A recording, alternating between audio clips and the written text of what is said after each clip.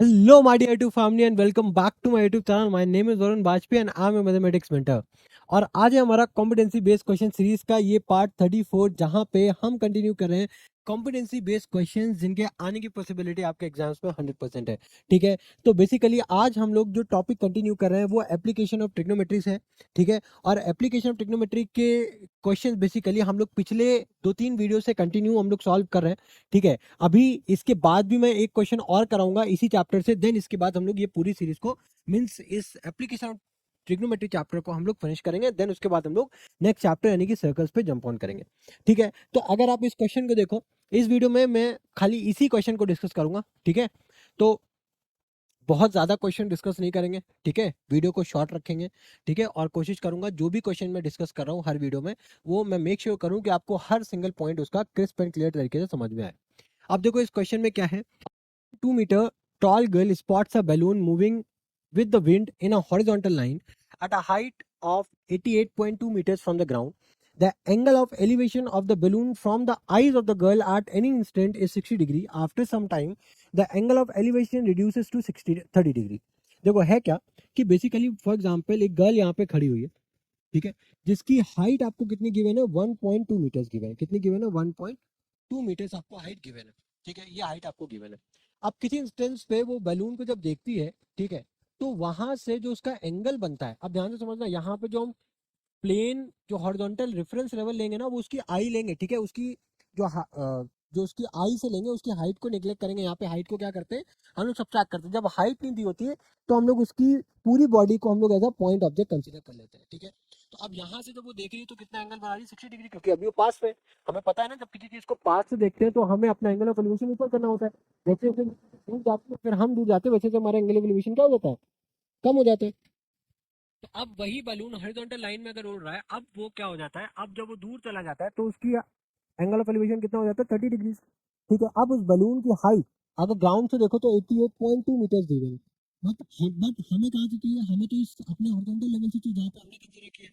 तो 88.2 में 88.2 में से, ठीक है, 88.2 में से अगर हम इस गर्ल की हाइट को सब्सट्रैक्ट कर देते हैं तो हमारे पास 87 आ जाएगा क्या।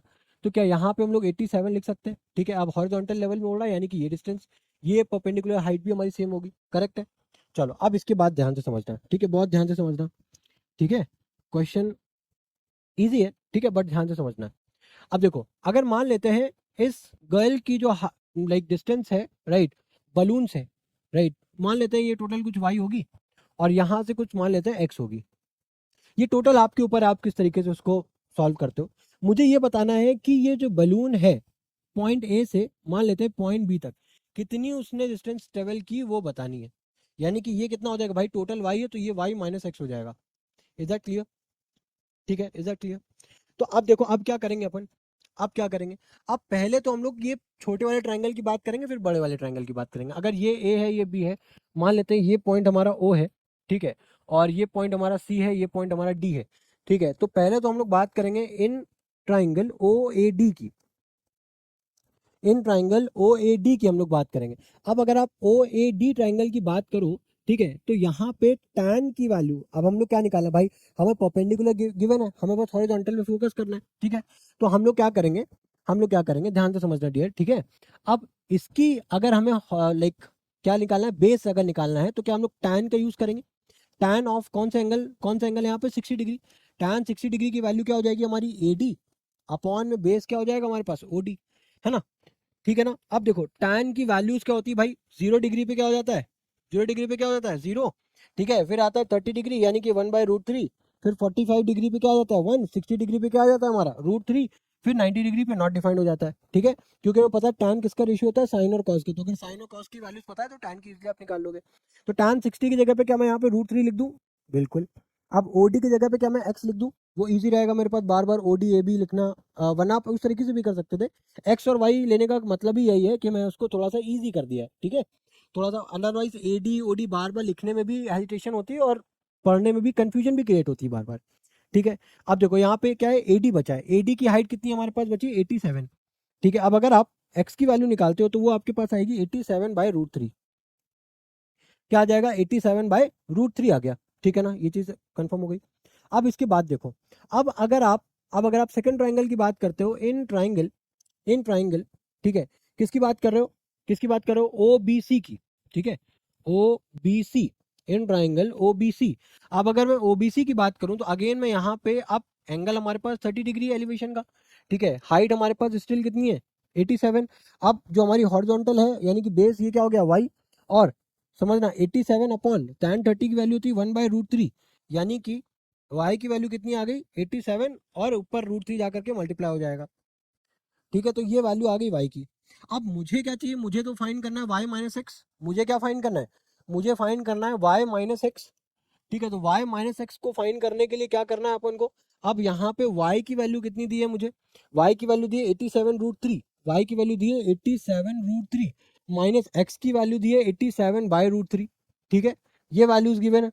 अब मुझे क्या कर रहा हूँ, मैं क्या कर रहा हूँ, मैं यहाँ पे 87 को सिंपल कॉमन कर रहा हूँ, ठीक है, बच क्या रहा है यहाँ पे √3 माइनस 1/√3, ठीक है। अब इसको जब फर्दर इवेल्युएट करोगे तो ये क्या हो जाएगा 3 माइनस 1/√3, ठीक है। तो ये क्या हो जाएगा 87 2/√3, कितना हो जाएगा 87 2/√3, है ना, यही आ रहा है।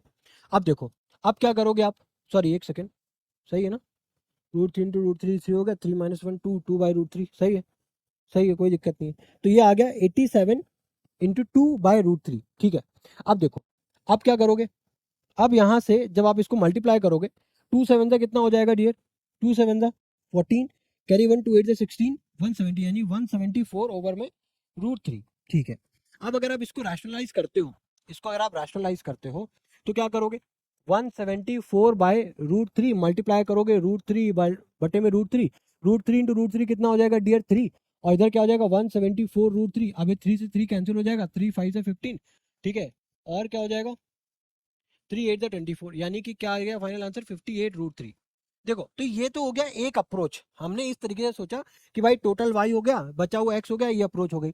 मैं एक और तरीके से आपको बताना चाहता हूँ इसी सेम क्वेश्चन को। अब वो क्या अप्रोच होगी, देखो, मान लेते हैं, मान लेते हैं कि ये लड़की यहाँ पे खड़ी हुई है, ठीक है। अब पहले जब इसने बलून को देखा तो इसकी जो एंगल इसने जो बनाया था, ठीक है, बलून से, वो 60 डिग्री था। उसके बाद जो एंगल बना था वो कितना था 30 डिग्री था। तो मान लेते हैं फॉर एक इंस्टेंस पे जब ये ए था, तो मान लेते हैं कि ये डिस्टेंस कुछ एक्स थी और बची हुई डिस्टेंस क्या हो गई वाई हो गई, मैंने ये मान लिया, ठीक है ना। अब समझना, मैंने यहाँ पे पूरी डिस्टेंस नहीं मानी थी, जैसे पिछले वाले क्वेश्चन में मैंने पूरा वाई माना था, अभी मैंने instead of assuming whole distance as y, अभी मैं क्या करूँ टुकड़ों में मैंने तोड़ दिया, ठीक है। यहाँ से पहला केस है, तो पहले केस में क्या था, बैलून यहाँ पे था, ठीक है। तो मैंने उस केस में जो उसकी डिस्टेंस थी, उसको हॉरिजॉन्टल डिस्टेंस जो हमारा प्लेन की जो डिस्टेंस थी वो मैंने एक्स मान ली। दूसरे केस में जब वो यहाँ से फर्दर सी पॉइंट से डी पॉइंट मूव किया, वो डिस्टेंस मैंने वाई मान ली। और फाइनली मुझे वाई की वैल्यू ही चाहिए, अगर यहाँ पे देखो तो वाई की वैल्यू ही चाहिए, करेक्ट है ना। तो अब किस तरीके से निकालेंगे, देखो सेम प्रोसीजर है, बट यहाँ पे आपने चीजों को अलग तरीके से प्रेडिक्ट किया है, तो आंसर आपका सेम ही आएगा, बस थोड़ा सा कैलकुलेशन में ऊपर नीचे हो जाएगा, ठीक है। देखो ध्यान से समझना, अब यहाँ पे क्या हो जाएगा भाई, टैन पहले मैं लगाऊंगा किसमें, ये है ओ, तो ओ ए सी, अरे यार डायरेक्टली टैन लिख दिया मैंने। इन ट्राइंगल ओ ए सी की अगर मैं बात करूं, इन ट्राइंगल ओ ए सी की अगर मैं बात करूं, ठीक है, तो यहाँ पे क्या निकालूंगा मैं, टैन, टैन 60 बराबर क्या हो जाएगा डियर, बराबर हो जाएगा ए सी। अब ये मैं मान के चल रहा हूँ, इतना आपको समझ में आ गया होगा, ये 87 है, ठीक है। तो ये हो जाएगा 87 अपॉन में ओ सी क्या है डियर, एक्स है। तो एक्स की वैल्यू क्या होगी भाई, tan 60 की वैल्यू कितनी होती है डियर, √3 होती है, यानी कि 87/√3। यहाँ पे देखो एक्स की वैल्यू तो 87/√3 आ गई। अब बड़े वाले ट्राइंगल की बात करते हैं, इन triangle O B D, O B D. अब अगर ओ बी डी की अगर मैं बात करूं, ठीक है, अगर मैं ट्राइंगल ओ बी डी की बात करता हूं, तो यहाँ पे जो tan 30 है, जो tan यहाँ पे क्या है, tan 30 डिग्री है, तो ये किसके बराबर हो जाएगा अगेन 87 अपॉन में, अब यहाँ पे y नहीं है, यहाँ पे टोटल आपको ओडी लेना है, तो यानी कि y प्लस एक्स हो जाएगा, ये कितना हो जाएगा y प्लस एक्स। अब tan 30 की वैल्यू तो होती है 1/√3, बराबर में क्या हो जाएगा 87 अपॉन में y प्लस एक्स, है ना। अब क्या करो, इस √3 को इधर मल्टीप्लाई कर दो, तो ये y प्लस एक्स बराबर हो जाएगा 87 में √3, ठीक है। अब y की वैल्यू हम लोगों ने, सॉरी x की वैल्यू कितनी निकाल करके रखी है, x की वैल्यू निकाल करके रखी है अपन ने 87 अपॉन में √3 बराबर 87 √3। अब इसको उस तरफ लेकर के जाओ, तो ये क्या हो जाएगा 87 √3 माइनस ऑफ 87 √3, एक सेकेंड, बाय √3 होगा, 87/√3, है ना। अब क्या करो, अब भाई अगेन 87 को कॉमन कर लो, तो क्या बचा √3 माइनस 1/√3, देखो सेम चीज आ गई। तो यहाँ से y की वैल्यू क्या आ जाएगी 58 √3।